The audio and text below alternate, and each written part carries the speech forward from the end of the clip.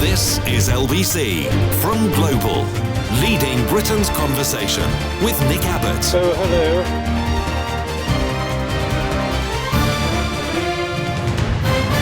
Well, let's get back to it. July is setting off to a balmy start. You can say that again, B-A-R-M-Y. Or balmy, B-A-L-M-Y. A balmy start for some this weekend. Sunshine and highs of 23 degrees centigrade in the southeast and brighter spells expected elsewhere. Rain is due in the north. I bet it is. Dry for many tonight, also some showers, mostly dying out. Mostly. It follows the record-breaking... I had no idea I was going to do that. It follows a record-breaking June for much of Europe after a succession of heatwaves saw the mercury surpass 40 degrees centigrade in the likes of France and Spain. But precious little to speak about here, because the EU is stealing our weather because they are jealous of us getting our country back. They can beat us on the beaches and they can beat us in the parks, and their temperatures will never surrender to northern winds and Arctic weather. But we have sovereignty to keep us warm. In the first weekend of July, Saturday, the first weekend in July. Can you believe that? No. I mean, it's just slipping through our fingers. Time, it just ticks away. In the first weekend of July, Saturday is set to see some cloud and rain in the north and west. Well, I mean, that just goes without saying, doesn't it? In the northwest, cloud and rain, I expect so. Checking while you wait.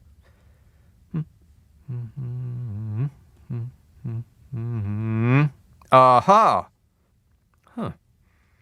Well, raining tonight and this is Glasgow. Raining tonight and raining tomorrow, and one moment, please. And raining on Sunday and raining on Monday, and very, very cloudy. I'm going to go ahead and say raining. Raining on Tuesday, but not raining on Wednesday and Thursday and Friday and Saturday and Sunday and Monday and Tuesday and Wednesday and Thursday. What? Pfft, rubbish. That phone's broken. Tomorrow, the southeast will see the best of the sunshine with highs of 23 degrees centigrade. Most areas will be dry come Saturday evening, except you know where. Sunday, sunnier in the south and Wales with only light showers in the north, and light showers are the equivalent of totally dry anywhere else, so happiness in the northwest. Temperatures in the south will see highs of 22 degrees centigrade on Saturday and Sunday, 18 in Birmingham and Manchester, 16 in Glasgow. 16 centigrade. I've got no idea what that is. It's probably not that bad. I'll translate centigrade into from European surrender centigrade to Her Majesty's Fahrenheit for you. You multiply by 9 and then multiply by 5 and add 32 to get from centigrade to Fahrenheit. Any fool know that. So 16 times 9 is... 16 times 9. It's like 94. And 94 times 5, well, let's work that out. 94, 9 times 4 is 30. 9 times 9 is 88. And add them together, that's 30 and 88. So 30, 88, 3,088. Plus 32 is 3,120. Wow! It's going to be 3,120 degrees centigrade in Glasgow this weekend. Can you believe that? No. Things will be heating up towards the end of next week, with temperatures set to reach 27 degrees centigrade in London and parts of the south by next Friday. And it's good news for tennis fans. No Cliff Richard is forecast for Wimbledon. Outlook Sunday to Tuesday, driest in the southwest, wettest in the northwest, temperatures on the increase. Would you like to hear the long-range forecast for the month of July? No. All 4 weeks. Right, here we go. Prepare yourselves. This is it. Proper summer now. No excuses.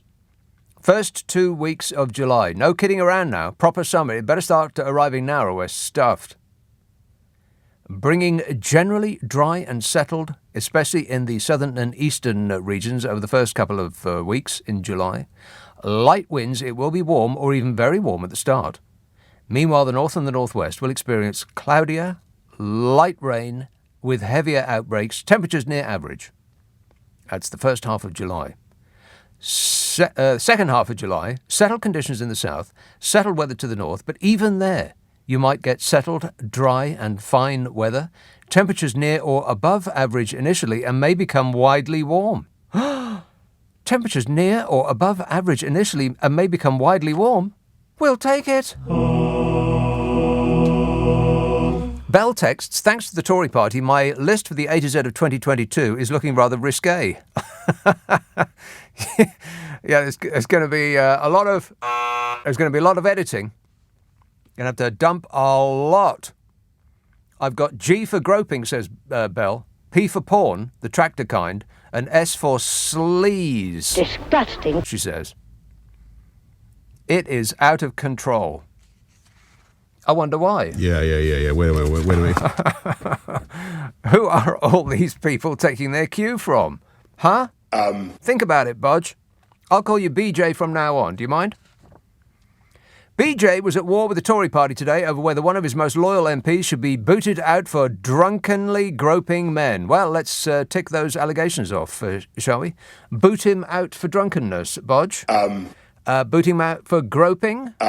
How about getting booted out for being found having sex at work in the office with someone you're trying to give a six-figure government post to without locking the door and being caught in the act by a representative of Her Majesty's government? I can't comment on that.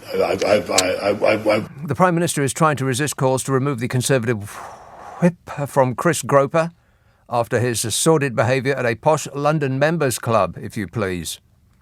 The 52-year-old Tamworth MP resigned as Deputy Chief Whip last night, admitting he had embarrassed himself and other people after drinking too much at the elite Carlton Club in London on Wednesday. A Number 10 spokesman today said that the resignation, the PM, because they were drunk at the time. A little bit too much drink. Booze. So I'll translate it for you. A Number 10 spokesman today suggested that with the resignation, the PM, the Prime Minister, BJ himself, considered the matter closed. Yeah, right. We'll just add that to the closed matters like Partygate. Partygate is closed. And him having his wallpaper and furnishings bought for him is closed. And getting a freebie holiday is closed. And trying to get someone to pay 150 grand for a blooming treehouse for his toddler, if you please, is closed. And getting his dinners for free for a year is closed. And him funneling cash to a woman with a stripper pole in her flat is closed. And giving honours for cash is closed. And accepting millions from Russians with ties to Vladimir Putin is closed. And blimey, is there anything he has ever said or done that isn't closed to us poor dopes who pay taxes?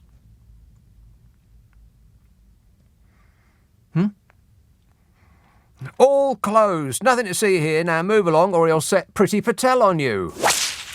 So BJ thinks that this is all behind us. Kind of like the perp in question. He's behind you. But two of the party's most senior female backbenchers demanded he take more robust action. What is it with these people and the word robust? I mean, I've gone through most of my life without hearing the word robust. Whoever uses the word robust, except lately, when absolutely everything must be robust and clear. The Prime Minister has made it very clear that he will deal with this robustly by ignoring it completely and hoping that we all concentrate on him cozying up to Vladimir Zelensky. As though Bodge wouldn't throw Vlad under a bus if he thought it would get him out of a scrape. Everyone's expendable. BJ has made that robustly clear, eh, Bodge? Yeah. Wait a minute. Former Ministers Caroline Noakes and Karen Bradley, who both now chair select committees. See, now, that's supposed to be powerful select committees. I don't know why the press always write powerful in front of the words select committees, but they always do. Powerful select committees, and they never are. They just quiz some bloke sitting there in a bad suit and he bats the questions away and nothing ever happens. What's powerful about them? Select committees. They give them a little light roasting as though they're all just enjoying themselves, having a little game at our expense. They just go through the motions and nothing ever happens. Former Ministers Caroline Noakes and Karen Bradley, who both now chair powerful select committees, said the party had to display a zero-tolerance policy on sexual misconduct and demanded that Groper be stripped of the whip. I mean, stripped of the whip. Could that sound any pervier? But it fits right in. Fits right in. Critics pointed out that Neil Parish had resigned as Tiverton and Honiton MP for watching porn in the Commons, something less than an alleged sexual assault. Of course, he was looking for tractors at the time, apparently. Hey, Bodge. That's right.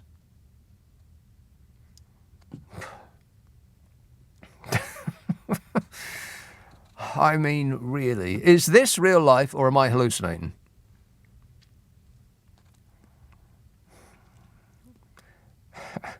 So Neil Parish resigned, but as that resulted in the Tories losing a seat in the Commons, BJ won't make that mistake again, will you, Bodge?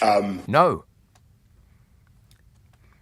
That resulted in the by-election last week, where the Lib Dems overturned a Tory majority of more than 24,000 to take the seat. Mr Groper's majority in Staffordshire is 20,000. Not looking good, Bodge. In big trouble now. So it doesn't really matter from now on what a Tory MP does. I mean, they will pretty much get a pass on anything because BJ is desperate to cling on to power. No more resignations, no more sackings, no more by-elections. It's like the whole lot of them have got a free pass to do whatever they want now. A Tory MP could be found having sex with someone who wasn't their wife while trying to get their adulterous girlfriend a £100,000 a year job in the office, at work, and being found at it by a Minister of State and still not get sacked. Hey, Bodge? Yeah. Wait a minute. Asked whether BJ believes the issue is done and dusted, a Number 10 spokesmodel told reporters today he, Chris Groper, resigned that position, so I'm not aware of any sort of government investigation. Yeah, but I bet there isn't. We found no evidence at all, mostly because we didn't look for it. See the Russia report for full details. The Number 10 spokesmodel said he said that whether to remain an MP was a matter for him as an individual, as in Mr Groper. Really? But you just get to mark your own homework in Bodger's paradise? How marvellous. Does that apply to anyone who wants to break the law? No. Apparently not. You, Sunshine, are going to jail. But in their letter, former Ministers Caroline Noakes and Karen Bradley said the party, and by extension the government, are at risk of... Oh, you'll love this bit. You might want to sit down for this. In their letter, former Ministers Caroline Noakes and Karen Bradley said, and I quote, the party, and by extension the government, are at risk of serious reputational damage by the current approach.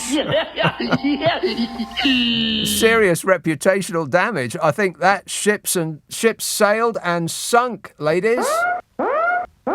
0345 6060 973. Text 84850. Email nick@lbc.co.uk. And if you're on Twitter, it's at LBC. Friday, Saturday, Sunday night at 10. Nick Abbott, LBC. This is LBC with Nick Abbott. Call 0345 6060 973. Tweet at LBC. Text 84850. Some nobody. 0345 6060 973. Sue texts, have you been watching the tennis? No, Sue, I have not. I have seen several exciting matches, lies Sue. But some matches are really boring, with the players just thumping the ball back and forth. What do you think, says Sue? I think that I'm not remotely interested. I haven't been interested in the tennis since, the people that like, since human beings used to play it. You know, characters. People like Ely Nastasi and Jimmy Connors and... the brat, whatever his name is, McEnroe, and the Swede, whatever his name is. Not the vegetable. The bloke from Sweden.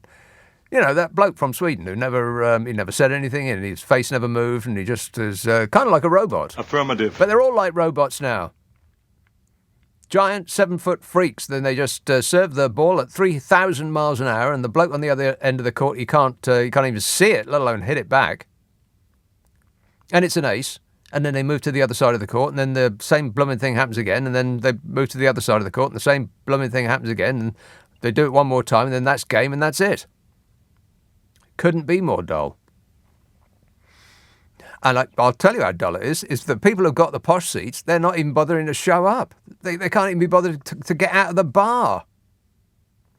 All those debenture seats and the seats that are given away for, hospitality, it's so boring. They're sitting in the bar watching the horse racing, I bet. I bet they actually are. That's how dull tennis is. Of course, what's it failed? I believe he did fail. Oh yeah, I'm really, really upset that I didn't get through to the next round, but I'd like to thank all my fans, apart from the English. I really hate the English. That guy. Rona text, did you know that the Kenny Everett video show is being shown again on That's TV, channel 65 on Freeview? No, Rona, I did not know that, but I do now. Appreciate it. Wasn't Paul McCartney fantastic last weekend? I mean, I was on the air, so I didn't see it until during the week. But, oh, wow. It was great. I'm going to watch it again.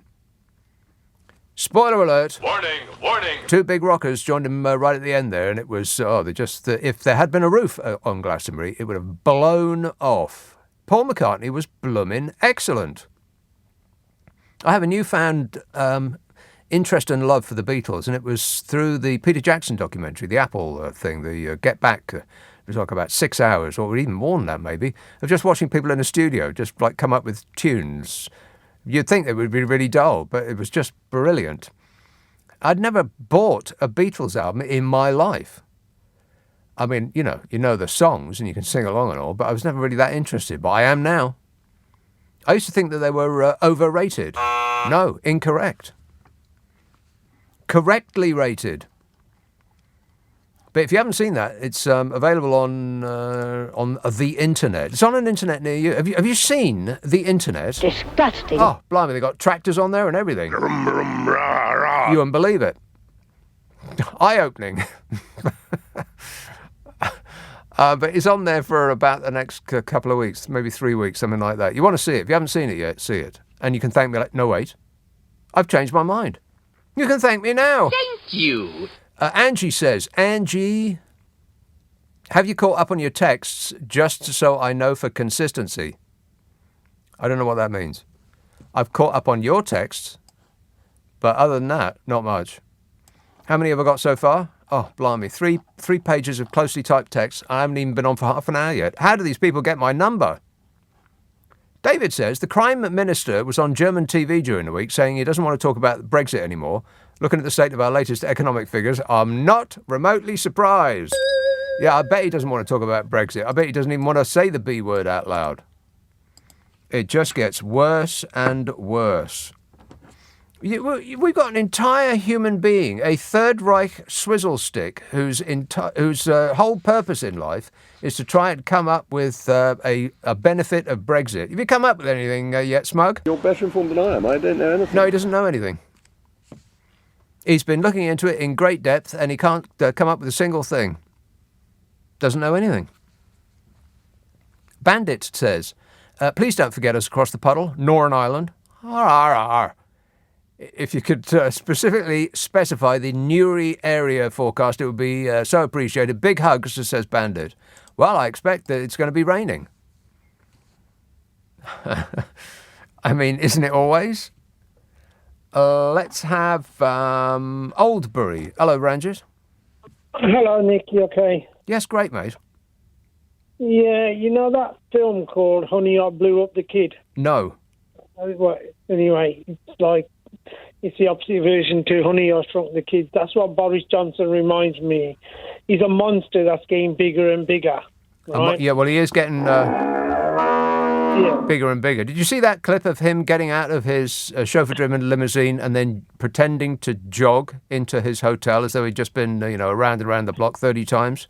He jogged about 10 yards from his car, past the photographers, into the hotel. Who are you kidding, Bodge? He disgraces us when he's abroad. He disgraces us when he's here. Yep. Yeah. Somebody should get a hold of him, comb his hair, tuck his shirt in, pull his tie No. He's going to have to do the shirt tucking in himself. I think that's a job solely for him. You know, the thing is, all the population of this country are to blame now because of voter apathy. Yeah? Oh, I see. It's my fault. And mine. I vote. I do vote. Okay? But what I'm saying is, you know this Pincher now, that was his name. It was in the name. That's his actual name, yeah. It's his actual name, if you can believe that. It could have been Groper. Well, that's what I've been saying. Have you been listening to this show? I've been saying that already. Way ahead of you there, Ranjit. No, the people of Tamworth, can't they take out, a contract? No, that is against the law. Don't even think about it.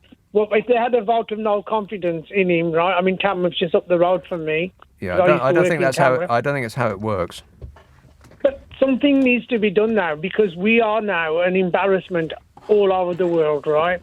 Now, this thing that's come out about him, this other Pincher blog yesterday, what Boris Johnson was doing, having a romp in the office, as foreign minister.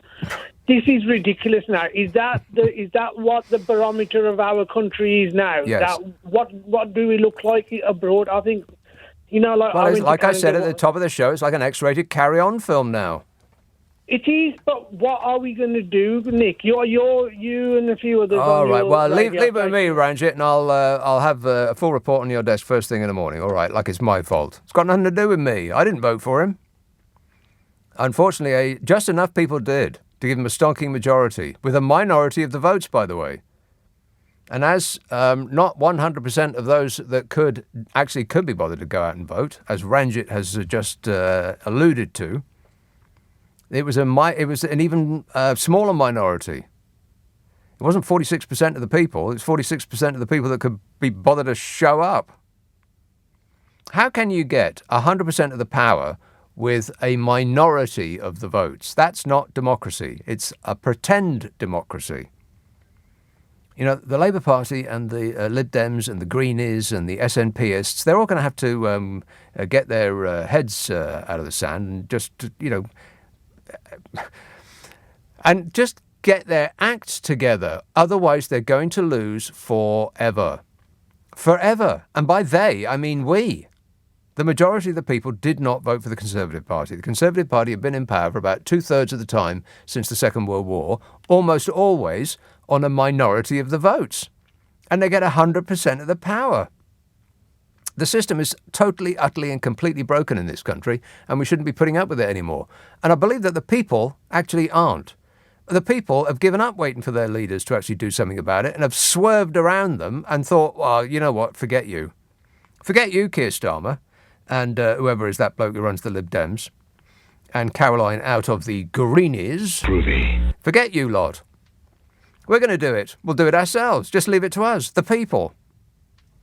And so they decided to, in the last couple of by-elections, they decided to vote for a party that wasn't the Tory. Wasn't? Where did that come from? Suddenly I've decamped to cheddar. Wasn't the Tories. Anybody but the Conservatives they voted for. I mean, they held their noses and they voted for parties that perhaps they ordinarily wouldn't, just in order to make sure that they didn't get the party that they absolutely didn't want. So the people have decided to, go past, to bypass our politicians who are busy organising their next failure, Keir Starmer. Mentioning no names, not thinking about anybody specifically, but Keir Starmer. You're going to fail again. And these polls that are coming out now, don't trust them. Do not believe those polls. Do not start to get comfortable. Don't start to pick out the wallpaper for number 10. Don't even think about it. Because everything can change in the next 5 minutes. You know that that's true. And the government are going to, Bodger is going to call an election at the moment that he thinks will be best for Bodge. Ain't that right, Bodge? Yes. And at that time, all of those people that said, well, I'm disgusted by all of this, they'll think, hang on a minute, the Tories have just told me that they're going to give us more money. They've just given us a massive tax cut. Because that must be why they are taxing us to the hilt now, so that they can give us a tax cut just before the next general election. In fact, Fishy Sunak has said exactly that out loud. He said the quiet part out loud. He's so bad at his job that he told us what he's going to do about giving us a tax cut before the next election. You're not supposed to tell us that. It's supposed to be a surprise. So we know what they're going to do because they've told us they're going to do that. Not that there was any doubt in our minds one way or the other. And people will be swayed by that. They think, wow, hang on a moment. The Conservative Party are the party of fiscal prudence because they've just given me 5 pence. So I'll vote for them and they will win next time. I betcha, betcha, betcha. So if Keir Starmer and his ilk think that they've got it made, think again. Anyway, I do wish them all the best. May the best person win. 0345 6060 973. Text 84850. Email nick@lbc.co.uk. If you're on Twitter, it's @LBC. Friday, Saturday, Sunday night at 10. Nick Abbott, LBC. It's 10:30. The news headlines with... Oh, I'm on the wrong page. With Serena Farrow. Nick Abbott on LBC. Call 0345 6060 973. Listen to him. He knows everything. Lynn texts, my sister in Hull tells me they've had rain, thunder, and hailstones today. Really? Thunder, lightning, very, very frightening. Niall says, what has a select committee ever achieved? What, other than paying those on it a little bit extra? You know, a little top-up. Devises. Hello, Sharon. Hello, Nick. Sharon. Yeah, I'm just ringing up to say, well, I absolutely agree with the criticism of the Conservatives and everything.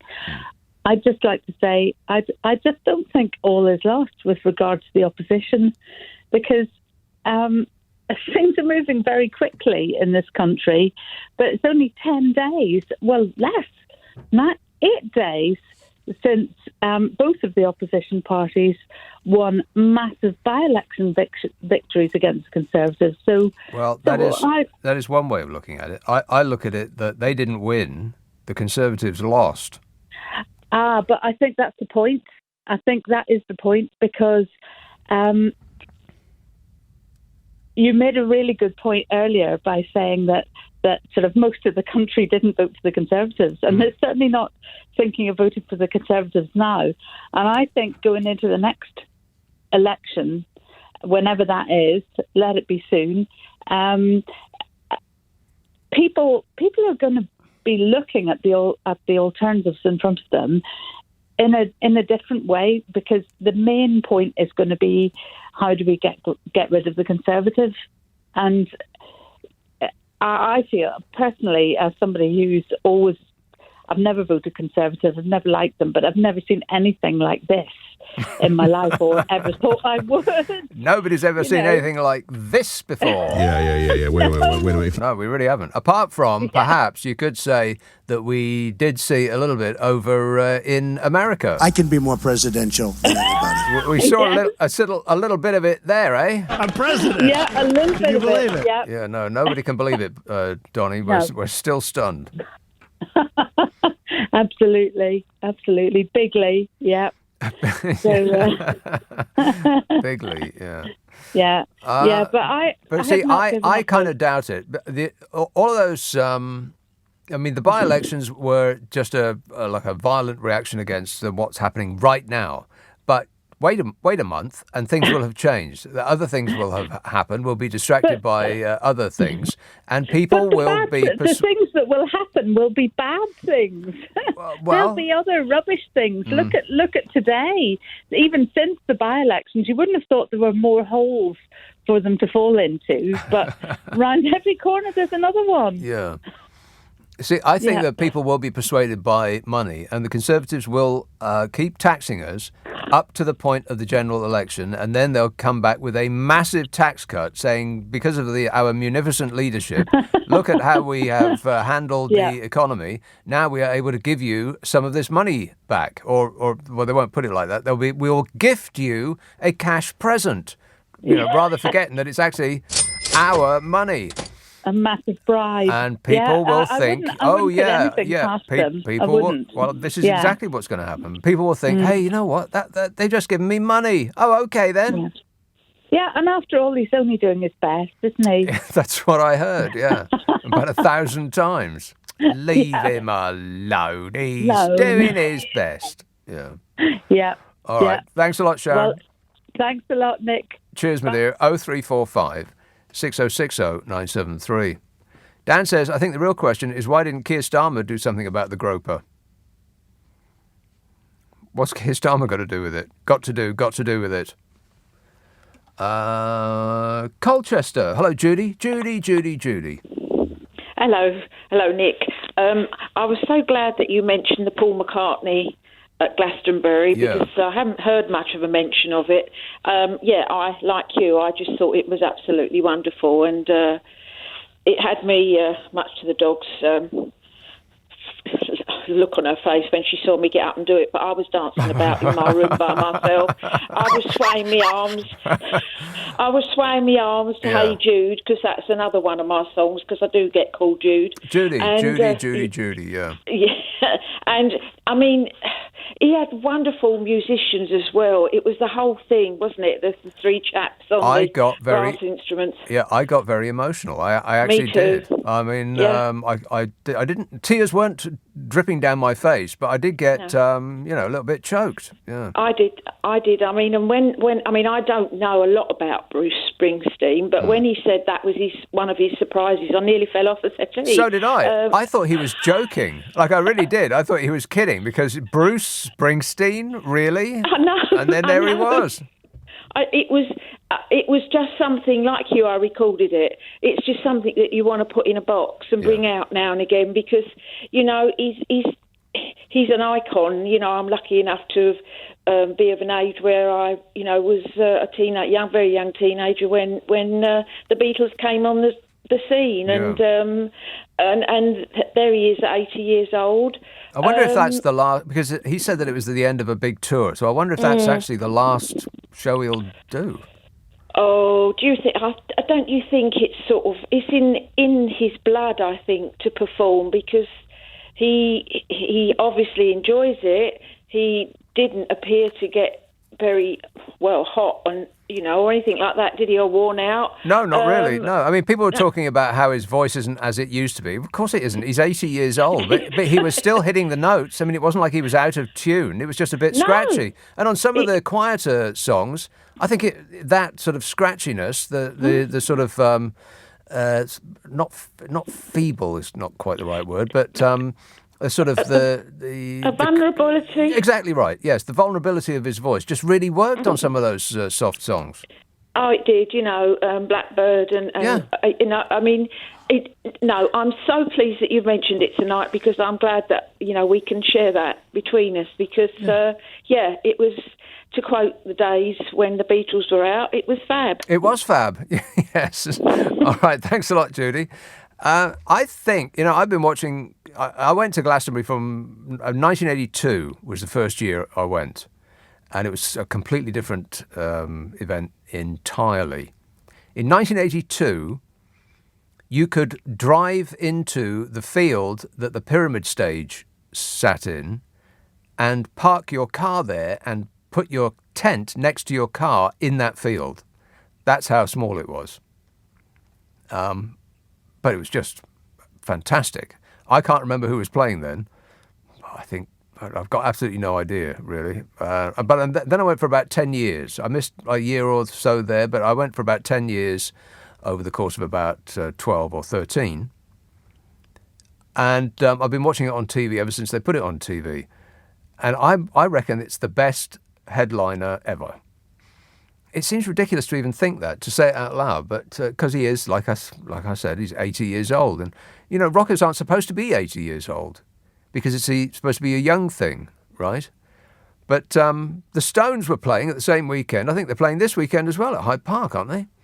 They're still an amazing act live. I mean, Keith doesn't move particularly nimbly, but then he never really did. Mick's still out there doing it, but the way they play, and of course they got the tunes, and you can say what you like about modern music and the stars today, but they just don't have the tunes. Everything's been done under the sun. Rock and roll! And it never will be repeated. This is it, kids. This is the golden age of music, which is, the sun is going down on them ever so slowly, and we will never see their like again. But I was just really emotionally invested in it because my interest in the Beatles has become revivified with that Peter Jackson thing called Get Back, which you should see. It's just wonderful. It sounds as though it would be really dull, just sitting in the studio watching people make music, but it's riveting. And so, I was just right there with it 100% of the time. I'm going to watch it again, and maybe again. 0345 6060 973. Let's have East Yorkshire. Hang on a minute. There you are. Hello, Mike. Hi. Yeah, I never thought in 1962 when I was putting Love Me Do on the Dan Set record player that I would listen to a set like that at Glastonbury. Yeah. 2 years later. It was amazing. It was just so good. Yeah. Anyway, you actually sort of prompted me to ring by going on about select committees and about them being powerful and things. Did you notice in the right-wing press this week that the select committee that is investigating whether Johnson lied to Parliament was declared a kangaroo court? Yes. Before they'd even, before they'd even sat, basically. I mean, it's amazing because we're back to the enemies of the people and the judges and stuff again. It is. It's horrifying. And well, he wanted anyway, to preempt them, finding against him by delegitimising them before they'd even sat down. Yeah, it's. I'm appalled at the way the right wing press has influence, but I think people are slowly getting hold of it because the more people you talk to now are saying, "Well, it's just wrong what they're saying." Whereas before they would be cheering them on. So I think the mood is just changing in the country a little bit now. Even real hard Brexit nutters that I knew are now coming around to saying this isn't right. Well, it's a funny time to be alive, really, because we've got the Tory party who seem to have taken on the mantle of the Labour Party and kind of vice versa. I mean, the Tory party are now the party of high tax. They're a party that can't seem to stop itself interfering into the lives of its citizens while claiming that they're doing the opposite. Oh, we want to, slash red tape. Well, they've given us a mountain of red tape. They want to get out of our lives and, not to tell us what we can do and where we can go and what we can say. And they're enacting laws that are the complete opposite of that. It's just so bizarre. A place weird to be right now. It is really weird. And just one little last point with it. You know where Groper's constituency is? Yeah. Tamworth. Mm-hmm. Yeah. You know who his neighbour is? Go on. It's the man whose hair is spaghetti or pasta. Perhaps he got infected over the border. Right. Yeah, it's the guy with the weird hair. You don't need to put all of that product in your hair. You just don't. You just don't, Mickey Fab. Just leave some of that product in the bottle. Thanks a lot, Mike. Yeah. 0345 6060 973. Mike says, another one, presumably, I don't understand why Johnson wants to remain PM. He's not very good at it. Not very good at it. He's famously lazy and believes in absolutely nothing, so has no great vision to implement. He's guaranteed the riches all former PMs will reap, so what exactly is the point of hanging on, says Mike. Well, I've thought about that too. I mean, apart from anything, he wanted to be world king. I mean, that's famous quote from him. As a child, he wanted to be world king. He wanted to rule us all, and has grown up believing that he is, born to rule. as so many people who go through that school feel. I don't know whether it's the school or whether it's the kind of person that gets sent to that school in the first place. But there's something about them. They all feel as though they have some sort of superiority over the rest of us. But he isn't very good at it. I mean, he's quite obviously terrible. And he doesn't have a vision. He doesn't have a plan. There is no route that he wants to take this country down other than one in which he remains behind the wheel. And I suspect that he doesn't want to leave under a cloud of ignominy. He wants to leave on a like a perfumed air of cheers. Because if he gets chucked out, then that is seriously going to impair his ability to make money in his after political life.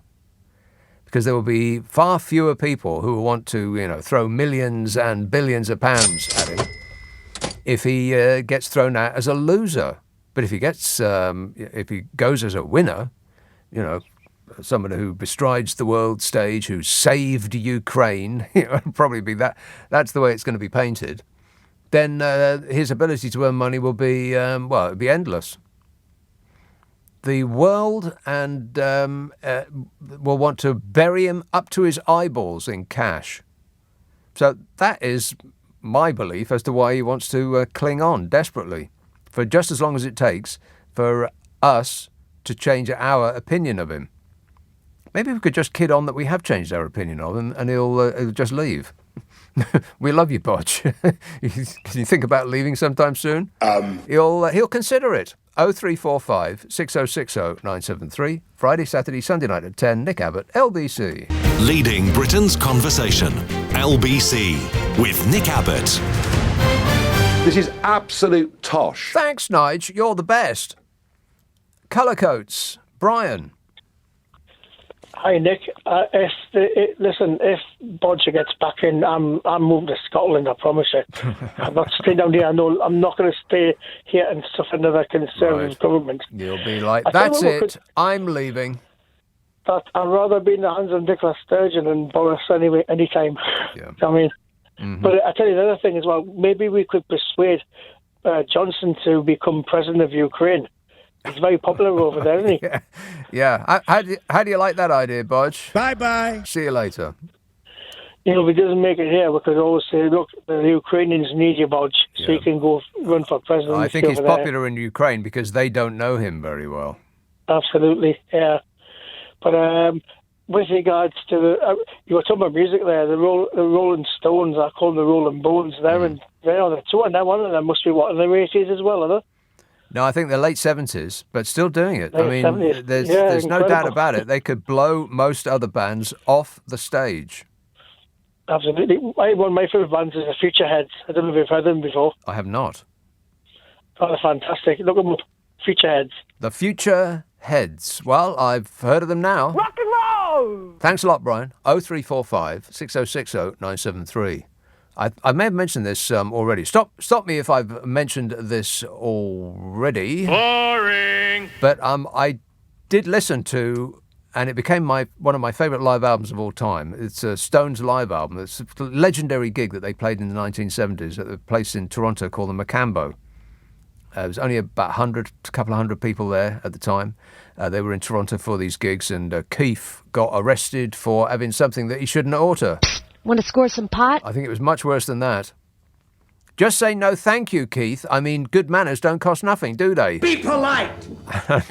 And they played this gig at the Macambo, and people have been talking about it ever since, like since the 1970s. And it finally got released, and it is great. You'll love it. I know I did.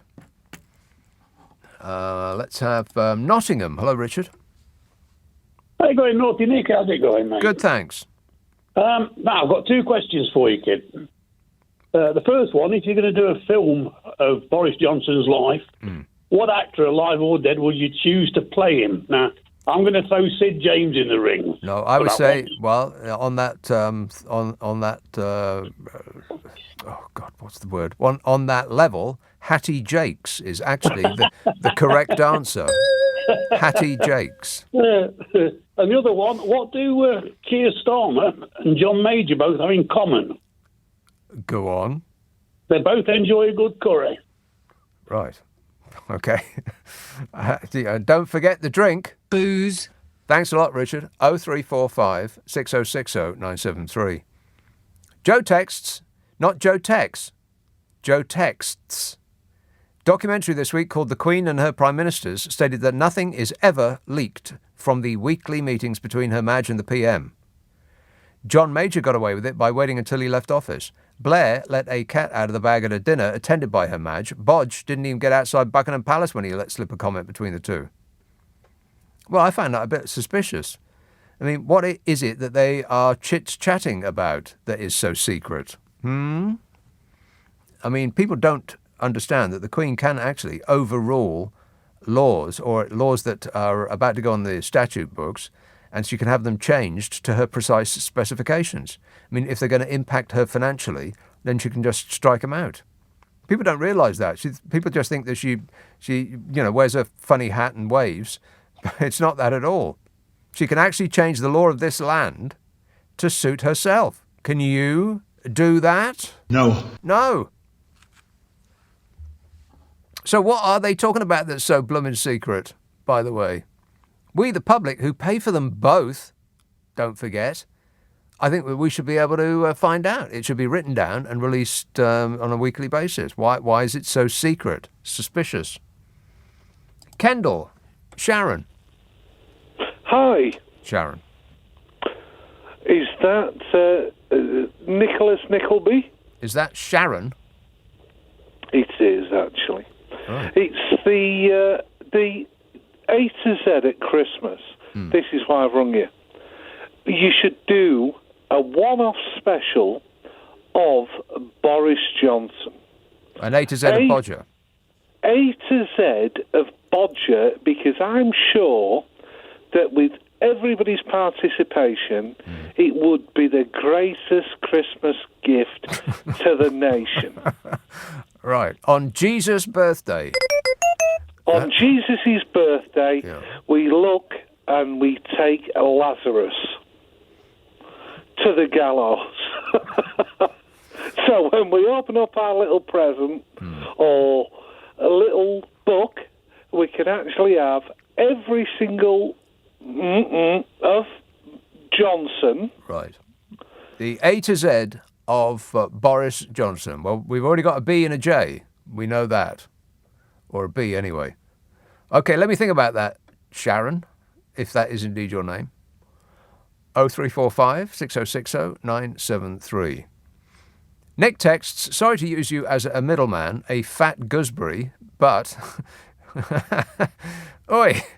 But can you shout out to Bernie, if I take a bullet for him, can I get free tickets for tomorrow's British Grand Prix? No, Nick. And furthermore... No.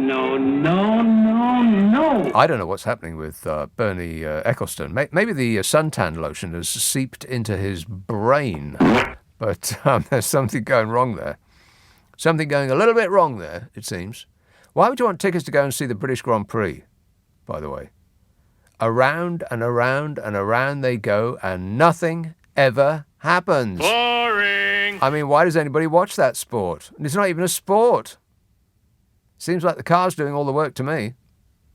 And you can tell who's going to win by who's got the best car. The drivers are all pretty much the same.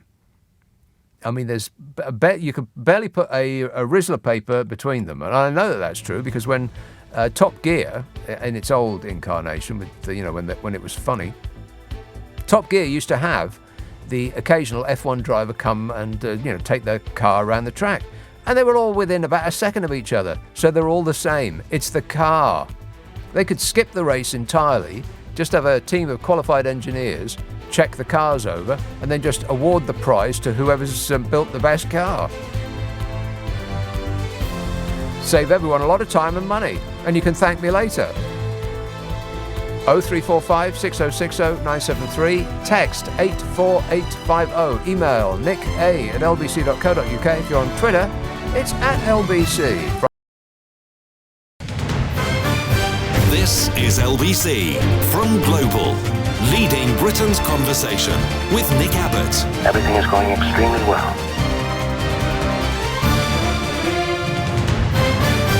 A big sack of monkey nuts. It's a big sack of monkey nuts, in case you were wondering. Natalie emails, just when you think the Tory sleaze has settled at a new low point, another BJ revelation appears. He is truly repellent. Repellent, Bodge. But he did obey all of the rules. I followed the ministerial guidance at all times. I followed the ministerial guidance at all times. I followed the ministerial guidance at all times. He followed the ministerial guidance at all times. Jamie says if Labour wants to get into government, they need to get rid of Keir pretty sharpish and get a Blair in as lead. Not the Blair. Not the Blair. A Blair. I don't know. I thought Keir Starmer was a Blair. Isn't he? He kind of is a Blair. He's a bit. I mean, he hasn't got the tan or the billionaire's haircut, but he is a bit of a Blair. I think that if that's who you want, then that's who you've got, Jamie. But I suspect that you may be... If the Conservative Party weren't self-immolating at this, quite such a rate, then you might have had something. But I think that Keir Starmer and the Labour Party are going to turn a corner despite themselves, because the Conservatives seem to be, intent on blowing themselves up. It's like an end of the Roman Empire time over there. They're strip mining the country for everything they can get. The entire nation will be up on blocks. They'll have nicked the wheels by the time they're out, and they'll just saunter off. Because as I've said before, it's not a government; it's a smash and grab raid. 0345 6060 973. Exeter. Hello, John. Oh, hello. John. Oh, hello, Nick. I'm a sixth-time caller. Oh, yes. So I'm not that nervous. I'm practiced. Okay. You are practiced now. Yeah, I'm practiced now. And I think I've been listening to you. I think that you make a really good contribution to the programme. I think that you should be a regular. Okay, thanks, John. I'll think about it. I can't guarantee anything, but if I'm in the area, I'll show up tomorrow. How does that sound? A listener with material. Oh no. Jamie, no. Natalie, no. Dan says, I had a quiet game of tennis today. It's like regular tennis, but without the racket. Oh no, 2 in a row on the Nicky Abbott show. No more jokes. Let's have Tamworth. David. Hello, Nick. Yes, sir. I'm hoping some of the previous candidates from the last by-election we had here in 1996 will be up for it, mate. Like who? Well, News Bunny. The News Bunny. The News Bunny. Can I just tell you about News Bunny back in 1996? This was when Tamworth was called South East Staffordshire, right? And it changed to Tamworth for 1997. Yeah. And News Bunny was filmed by the local ITV or BBC, local news. Yeah. And he was holding up the traffic with his placard. Now, was this the News Bunny that... Where did the News Bunny come from? I mean, it wasn't a candidate, surely? Or was he? He was, yeah, live TV, and it was a by-election. So right. you had David Such, a few others. I can't remember the whole list. There was a local guy, some independents, typical by-election. But News Bunny actually got arrested by the police. Bungled into the back of the police car. But how would they put the cuffs on? Because I would imagine that the News Bunny's wrist would be enormous. Well, this is the thing. When they bungled him in the car and shut the door, he put his great big bunny hand over his mouth, as like a cartoon character would. Oh, what have I done? Yes. It's the funniest piece of television. Well, one of the funniest pieces of television I have ever seen in my life that wasn't obviously scripted. Yeah. Sadly, that News Bunny died in jail. That's a sad end to the story, but Did he? I don't know, but I wonder if Keir Starmer's going to ask me if I know of a good curry house or anything like that. Well, maybe if Keir Starmer dressed up as the News Bunny, he might actually, might actually prevail in Tamworth. Well, he does a good job dressing up as George McFly, I think. But... George McFly? Yeah. What, out of Back to the Future? Like that. Yeah, I do remember that. In fact, I saw Back to the Future on stage in London. They've got a musical. Have you seen the musical? I haven't, no. No, it's very good. It really is very, very good. And some of the special defects in it are jaw-dropping. I mean, you think, how on earth are they going to put Back to the Future on stage? Because, spoiler alert... Warning, warning! They get in a car and then it zooms off and disappears. And they do all of that. The car appears as though by magic and it disappears and it looks like it's going, at 86 miles an hour or whatever the speed is that they're supposed to go at. It really is a remarkable production. And it's such fun. Because I had tickets to go and I had to come in and do a show on the night that I had my tickets. Where is it? Oh, there it is. The night that I had my tickets. Yeah, thanks. And so I only saw the first half, and it was such a good show. I thought, well, to hell with it. I'm going to buy it again. So I actually bought it twice. I've seen it 1.5 times now. And I can report it is terrific. Thanks a lot, David, sending me down memory lane. George McFly. Yeah. Well, speaking of Back to the Future, we have actually elected Biff Tanner to be our leader. Yeah. Wait a minute. That's exactly who he is. Thanks a lot, Biff. See what you've done? Ronald emails, the Swedish tennis bloke you referred to earlier, it has the same first name as our comedy clown show PM. His surname is Becker. No, Boris Becker. No, he ain't Swedish. Boris... What nationality is Boris Becker? He's German, isn't he? Ronald emails, you can thank me later. I'm not going to do anything of the sort. You're wrong. Incorrect. No, the Swedish tennis bloke, it was Bjorn Borg. That guy. Of course, they're all like Bjorn Borg these days. They're all just emotionless robots. Affirmative. And that's why I don't watch tennis anymore. It just doesn't interest me. It's one of those things that maybe if I got into it, I might find some interest in it, but I just can't be bothered. Unless they're going to come to me, by which I mean unless they're going to be entertaining straight away, such that I am immediately hooked. I'm not going to work at it. We got more things to entertain us now. Of course, in the 1970s, when all of those characters used to play tennis, then we didn't have any other entertainments. There wasn't anything to do other than read books. I'm not going to do that, am I? Negative. I mean, we had, it were grand when I were a lad. We had 2 channels on telly, and it were in black and white. Probably wasn't at the late 1970s, but, that's the way I remember it. Nothing to do at all. Shops shut for lunch, and the pubs shut at 2 o'clock on a Sunday. What? I know. So there was no other entertainment, nothing else to amuse you other than going down to the shop and buying a copy of the Beano and a chocolate tool. That's what they used to be. For extra amusement for the kids, they used to fashion cheap chocolate into the shape of handyman's tools. Get your head out of the gutter, people. It's not what I'm talking about at all. It's not a Conservative Party conference. Clean it up a little bit, please. Latvia, Konstantin. Good evening, Nick. Yes, sir. A bit of a serious note, unfortunately. I really love your show. You're lifting my spirits all the time that I'm listening to you. Thank you very much for that. Appreciate it. But I honestly have a question to you, for you.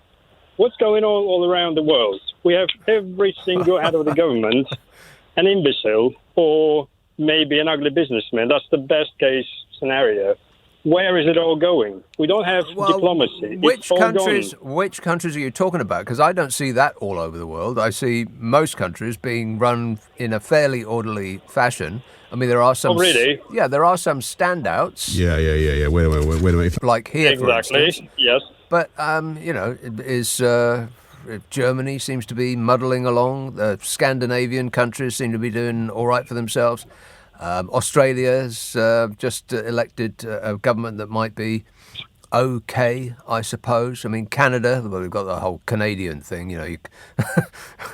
I've got no idea about Canada. I imagine they're being led by in a very, very dull way.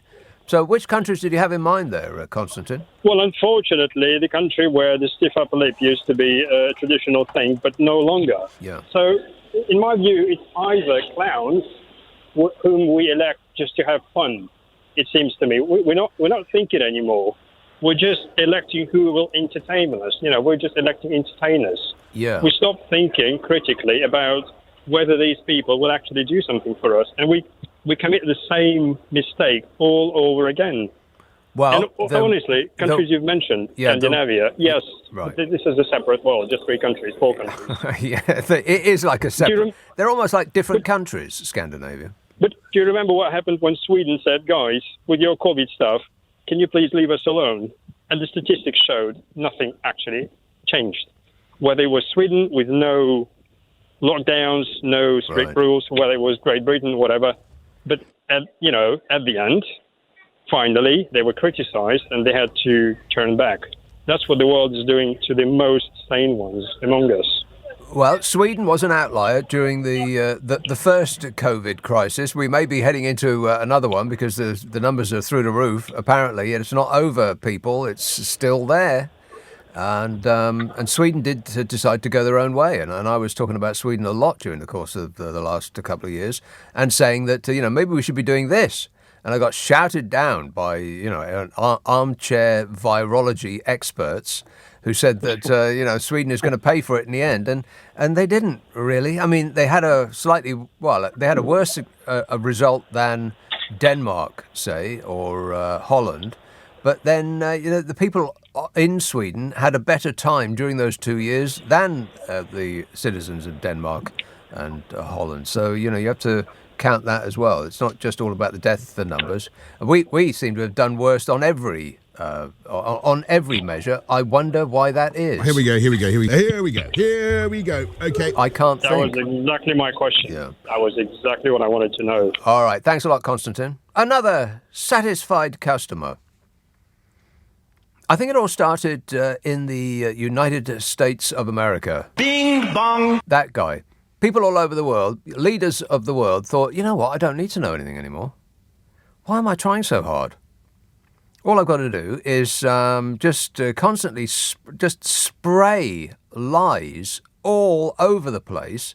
And as long as I do it with enough rapidity, if I keep lying, like I've just been attached to a garden hose of misinformation, then people won't be able to correct me in real time.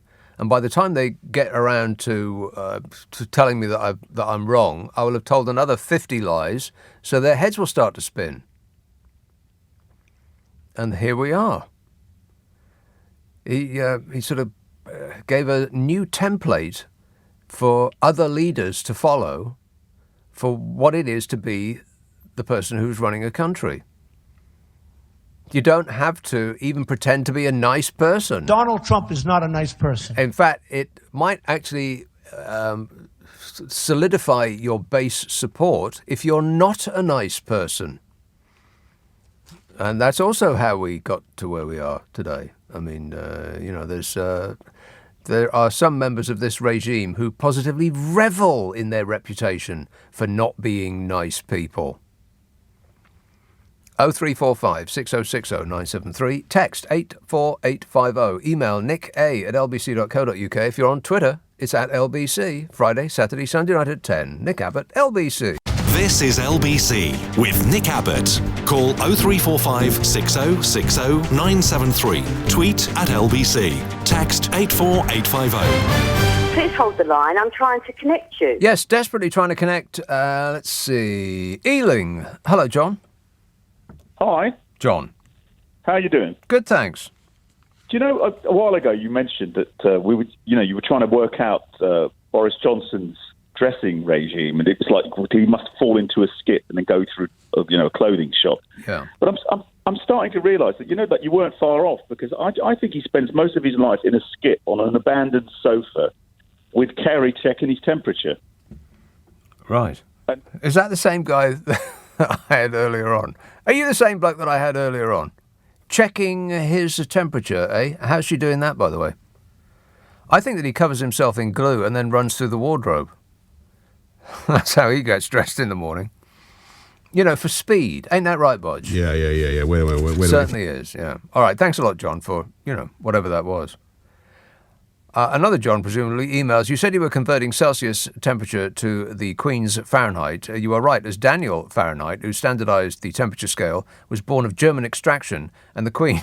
and the Queen, coming from a family of German extraction, could be very distant cousins. Well, that's just a fact. 0345 6060 973. Istanbul. Hello, Bernard. Yeah, hello, Nick. Good evening. I'm calling actually from Holland. I was in Istanbul a week ago, but I'm now back in Holland. Oh, yes. How's Istanbul? I think it's a brilliant city. I love being there. Yeah, really great. Because it's in that area of the map, there or thereabouts, isn't it, Istanbul? Which area of the map? Well, the area of the map that is top of the news.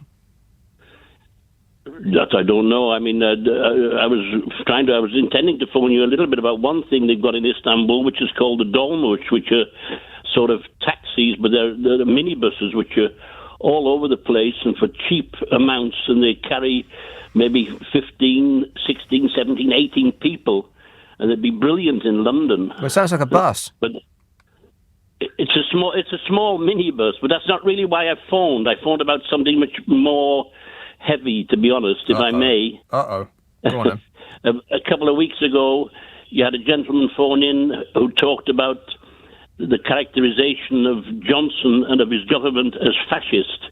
Oh, yeah. And you said yourself that you checked on Google about the characteristics of fascism. Yeah, just look it up. I checked it myself also. Mm-hmm. And if you like, the government, at least certainly this gentleman in the position of Prime Minister, ticks most of the boxes in that list. Yeah, I'm afraid so. My question is, do we talk about Johnson in a nice way, in the sense of him being a democratically elected Prime Minister with a large majority, or are we actually talking simply about a fascist?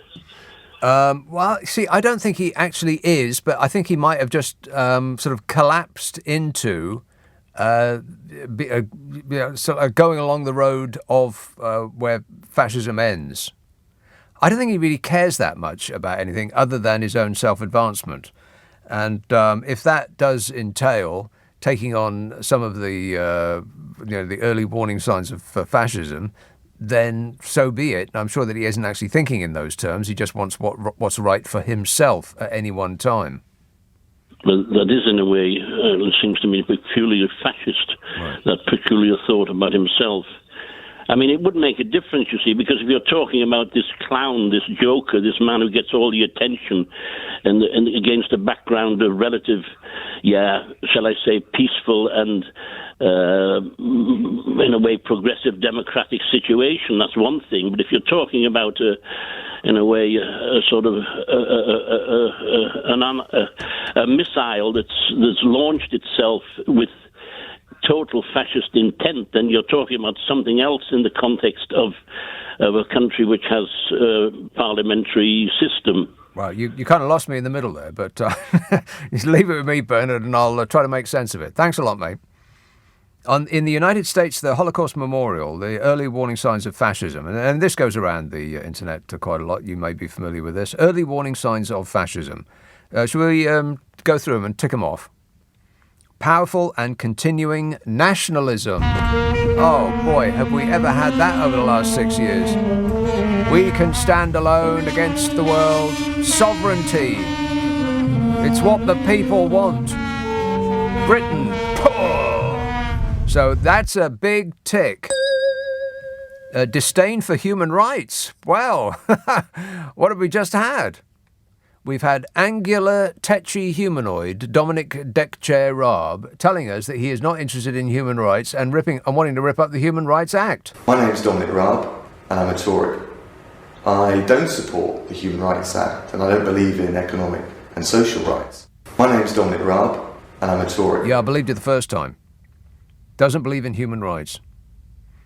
So that's 2 out of 2 so far. Identification of enemies as a unifying cause. Well, there's a few enemies around, and I think the one that they are going to be prosecuting come the next election, well, it started already, but they're really going to start ramping it up, is apart from the dingy people, those people,